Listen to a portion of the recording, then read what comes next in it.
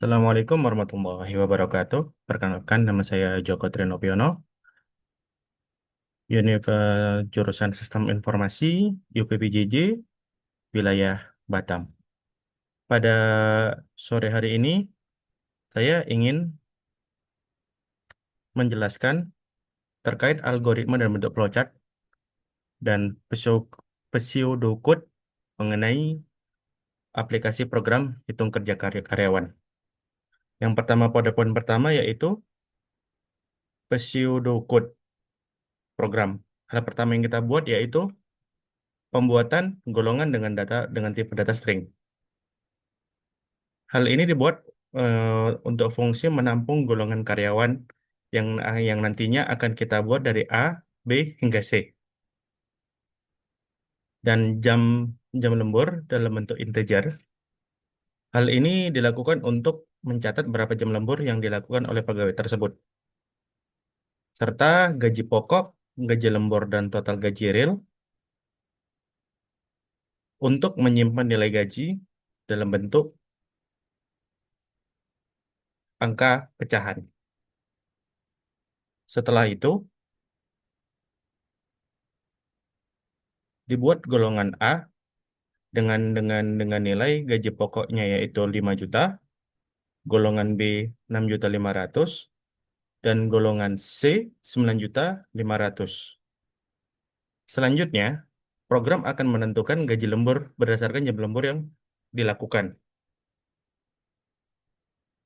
Nilai lembur dihitung berdasarkan persentase tertentu dari gaji pokok. Misalnya, jika lembur 1 jam, maka gaji lembur adalah 30% dari gaji pokok tersebut.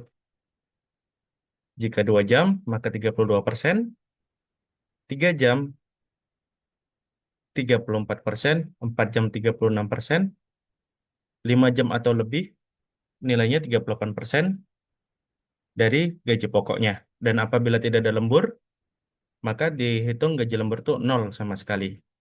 Dan dari hasil akhirnya itu ialah total gaji. Total gaji merupakan perhitungan dari gaji pokok dan gaji lemburnya. Berikut output yang akan ditampilkan dari aplikasi tersebut hingga selesai. Nah, masuk ke flowchartnya.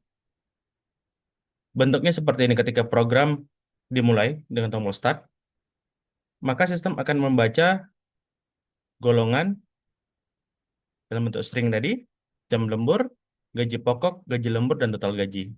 Pertama-tama yang diinput ialah input golongan. Apakah pegawai ini termasuk golongan A, B, ataupun C. Jika nanti golongan A, maka sistem akan langsung membaca langsung ke gaji pokok yang terhitung sebagai 5 juta. Jika bukan A, maka ia akan beralih ke golongan B. Dan jika bukan B, maka dia akan beralih ke golongan C. Dan jika salah satunya ini dipilih termasuk termasuk salah satunya, jika dia memang termasuk B, maka ia akan langsung proses itu berlanjut ke gaji pokok, menentukan bahwasannya pegawai tersebut termasuk golongan apa. Setelah itu, diinputlah jam lembur dari pegawai tersebut. Jika dia nol, maka proses akan langsung berlanjut hingga ke total gaji, perhitungan ke total gajinya.